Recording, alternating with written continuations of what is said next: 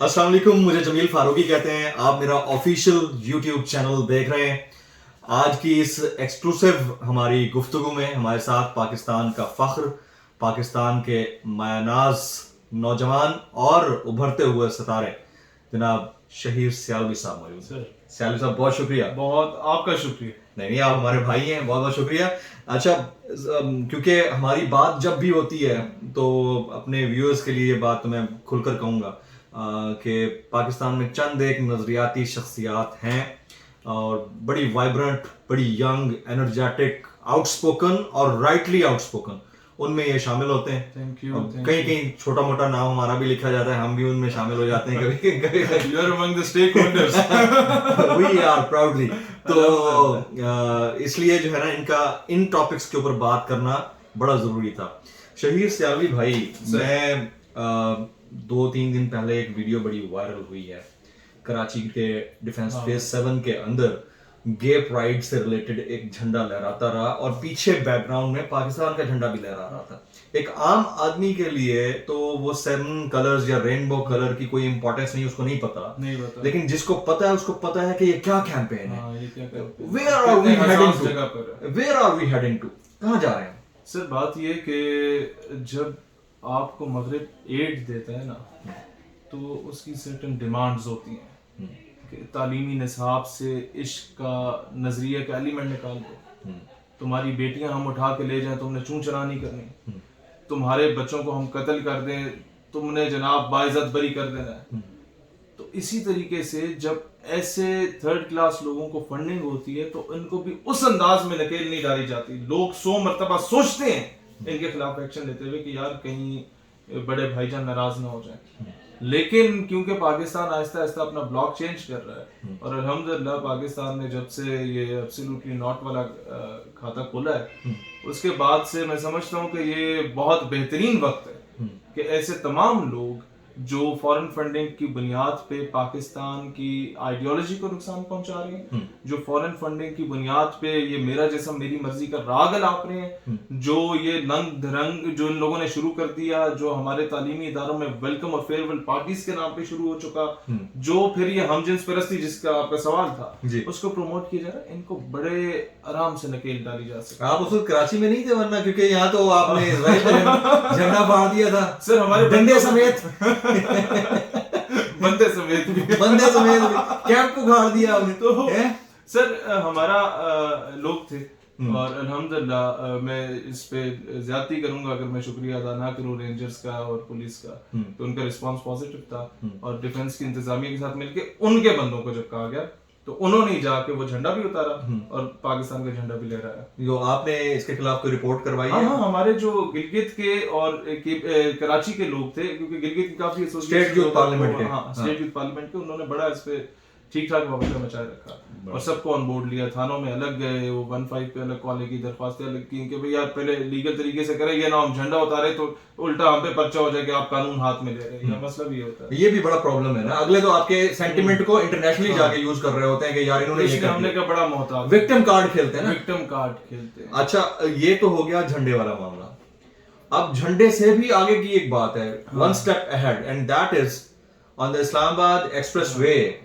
कायद आज़म रहमतुल्लाह अलैह के मॉन्यूमेंट जहाँ पर यूनिटी फेथ डिसिप्लिन लिखा हुआ है, उसके अंडर खड़े होकर एक ऐसा फोटो शूट होता है जो मुझे तो ऐसा लग रहा था जैसे ये न्यूडिटी, डेट एंड लेस्बियन की रिप्रेजेंटेशन हो, बजाय इसके कि यूनिटी फेथ एंड डिसिप्लिन हो। ये क्या है? मतलब ये हम रियासत मदीना की बात करते हैं और हमारे यहाँ ये हो रहा है और उसके ऊपर किसी ने रिस्पॉन्ड किया या नहीं किया? आपको कोई आइडिया है उसका? सर एक हमारे दोस्त की दरख्वास्त पर जाके FIR हुई है और वो लोग अभी तक पकड़े नहीं गए। इस्लामाबाद आपका कैपिटल है, इस्लाम आबाद जो नाम इस्लाम के नाम, इस्लामी जमहूरिया पाकिस्तान का कैपिटल है। वहाँ एक नीम बरहना औरत और दूसरी भी औरत नुमा कोई मखलूक खड़ी हुई थी। देखें, मुझे दुख इस बात का है सर कि वो कायदे आज़म जिसे वो बीमारी लायक थी कि उन्होंने डिस्क्लोज नहीं किया जी कि भाई मैं फौत हो गया और इन्होंने केस एक्सटेंड कर दिया तो ये पाकिस्तान कभी नहीं बनना, इन लोगों ने लड़ते रहना है, ये कौम परस्ती में पड़ जाएंगे, फिर कवारियत में पड़ जाएंगे। वो कायदे आज़म जिसकी बहन ने सारी जिंदगी शादी नहीं की कि मैं डेडिकेट करती हूँ अपनी लाइफ अपने भाई को, اس کاز کو اور پاکستان کو. وہ شخص دیکھیں سر رسول اللہ صلی اللہ علیہ وسلم کسی مولوی یا پیر کے خواب میں بھی تو آ سکتے تھے کہ جاؤ پاکستان بناؤ. انہوں نے قائد اعظم کو بیداری میں زیارت نصیب فرمائی. کیا he is the one who has the ability to lead. he is the one جس کے پیچھے ہر مکتبہ فکر بھی چلے گا, جس کے پیچھے سندھی بلوچی بنگالی پٹھان سارے چلیں گے. ہم یہ بنگالی نکال دیتے ہیں اکثر, وہ تحریک پاکستان کے اولین صفوں کے حصہ تھے اور اسٹیک ہولڈر اب بھی ہیں, اب بھی وہ بڑے پرو پاکستان. اچھا سر اس قائد اعظم کو آپ یہ خراج تحسین پیش کر رہے ہیں اگست کے ہی شروع میں. یہ بائی ڈیزائن تھا سر, اور کیا ہوگا, کسی کی جرت ہوتی ہے وہ اور وہ جھنڈا لہرانا, یہ دونوں بائی ڈیزائن تھے. سر آپ مجھے یہ بتائیں کس نے اتنا کانفیڈنس دیا کہ ایک بندہ 27 گھنٹے اسرائیل کا جھنڈا لگا کے بیٹھا ہو؟ کس نے اتنا کانفیڈنس دیا کہ آپ ڈیفنس کے علاقے میں LGBT کا جھنڈا لگا کے بیٹھ گئے؟ کس نے اتنا کانفیڈنس دیا کہ جہاں اتنا زبردست قسم کا وہ VIP پروٹوکول گزرتا ہے جس سڑک پہ, وہاں جا کے آپ اس طرح کا فوٹو شوٹ کرتے ہیں دن میں, اور اس کے بعد کوئی پوچھ گچھ بھی نہیں ہوئی؟ تو اس کا مطلب ہے کہ پیچھے کوئی قوتیں بیٹھی ہوئی ہیں, ورنہ ان 2% کے لبرلز کی کوئی جرت نہیں ہوتی, مجال نہیں ہوتی ان کو. مجھے پتا ہے نا, عورت مارچ والے جب یہاں ہوتے تھے, جب ہم کہتے تھے ہم آ رہے ہیں تو اس سے پہلے پہنچے ہوتے تھے, آگے بھاگ چکے ہوتے تھے. جب ہم کہتے تھے ہم بھی آج جلسہ کریں گے, 2 بجے کا ٹائم دے کے 11 بجے کے دن کو پہلے روانہ ہو جاتے تھے. تو یہ ہمیں پتہ ہے یہ کتنے پانی میں ہے, لیکن کوئی کانفیڈنس دے رہا ہے, کوئی انہیں کہہ رہا ہے کہ جناب ہمارا ہاتھ آپ کے اوپر ہے. وہ میں کہتا ہوں دہشت گرد کو نہ مارو, وہ بیچارہ پیسے لیتا ہے, وہ 2 وقت کی روٹی کے لیے. دہشت گرد کی ماں کو مارو جس کی کوکھ سے دہشت گردی جنم لے رہی ہے, یعنی جو اس کو سپانسر کر رہا ہے, جو اس کی پیچھے وہ تاریں ہلا رہا ہے. نہیں, اس یہاں پر ایک اور سوال بڑا امپورٹنٹ ہے, کیا دہشت گردی صرف گولے, بم اور بارود سے ہوتی ہے؟ سر یہ بڑی دہشت گردی ہے. دیکھیں میں let me quote an example. آج سے 4 سال پہلے آپ امریکہ کے اندر اگر کوئی بچی سکارف پہننے کے لیے اپنے رائٹ کے لیے کھڑی ہوتی تھی نا, تو وہ کہتے تھے ہماری سوسائٹی کے لیے یہ ٹیرر ہے. ٹھیک ہے, ابھی بھی ہے, جرمنی میں ابھی بھی ہے. تو ہماری سوسائٹی کے اندر اگر کوئی نیوڈ فوٹو شوٹ کر رہا ہے تو ہماری سوسائٹی کے لیے ٹیرر نہیں ہو. سر مجھے یہ بتائیں, پاکستان کی سڑکوں کو نا آپ سونے چاندی کا بنا دیں, یہاں کی بلڈنگز, یہاں دودھ کی نہریں بہا دیں, لیکن اگر نظریاتی ریاست نہ بنی تو وہ ان شہادتوں کا کوئی فائدہ نہیں ہے. جو لوگ کہتے ہیں نا ہم انڈیا کے ساتھ بہتر تھے, وہ اکنامکلی سروائیو بہتر ہونا ہے تو ٹھیک ہے, اچھی بات ہے. آپ نے معیشت بہتر کرنی ہے, آپ نے باقی اپنا پالیسیز بہتر کرنی ہے, بہت اچھی بات ہے. نظریے پہ اگر کمپرومائز آپ کرنا شروع کر دیں تو پاکستان بنایا کیوں تھا بھائی؟ کمپرومائز کرنا شروع کیا تھا تو بنگلہ دیش الگ ہوا, پھر کمپرومائز کرنا شروع کریں گے تو جناب جب یہ حب الوطنی کا یا وہ عشق کا ایلیمنٹ ہی ہمارے اندر نہیں رہے گا تو پیچھے کیا رہے گا؟ پاکستان کی بقا ہی اس نظریے میں نہیں. شہید یہ آپ ماشاءاللہ بڑے نوجوان ابھرتے ہوئے ستارے ہیں, اسٹیبلشڈ ماشاءاللہ سے. جس طرح آپ نے کہا کہ یہ عشق نکلا یا یہ نظریہ ہمارے اندر سے نکل گیا تو پیچھے کچھ نہیں بچنا ہے, وہ نکل گیا والی بات دور رہ گئی ہے. مجھے تو لگتا ہے کہ وہ ناپید ہوتا جا رہا ہے. اس کی ریزن یہ ہے کہ once I travel into the universities as an invitee lecturer, اور میں دیکھ رہا ہوتا ہوں تو بچوں کو 2 نیشن تھیوری کا نہیں پتا. ان کو یہ بتایا جا رہا ہے کہ یہ اسلامک ریپبلک نہیں ہے, یہ جو نام جوڑ دیا گیا چند مولویوں کی جانب سے, یہ ایکچولی یہ تو پاکستان سب کا ہے. ہم بھی کہتے ہیں سب کا ہے, لیکن پھر انڈیا کے اندر مسلم مائنورٹیز کیوں ہیں؟ اگر پاکستان میں ہندوز مائنورٹیز ہیں یا قادیانیوں کو ہم مائنورٹی کہتے ہیں, تو پھر انڈیا کے اندر مسلم مائنورٹی کیوں ہے؟ یہ تو پوری دنیا کا اپنا اپنا کانسٹیٹیوشن ہے نا, ہر ملک کا اپنا کانسٹیٹیوشن ہے. لیکن ان بچوں کو یہ پڑھایا کیوں نہیں جا رہا کہ آپ کے ملک کے اندر قادیانی کانسٹیٹیوشنلی مائنورٹی ہیں, اسی طرح سے باقی بھی مائنورٹیز ہیں, کیوں نہیں پڑھایا جا رہا, ان کو ڈفرینس کیوں نہیں بتایا جا رہا؟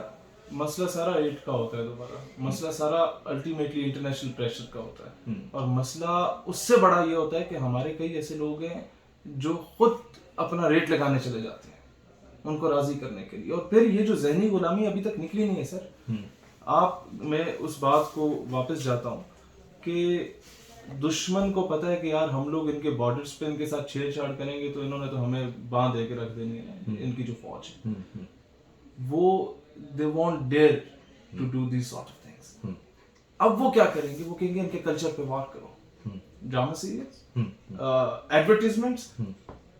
ایک عورت نیم برہنہ حالت میں جب تک نہائے گی نہیں تو آپ کے صابن نہیں بکے گا.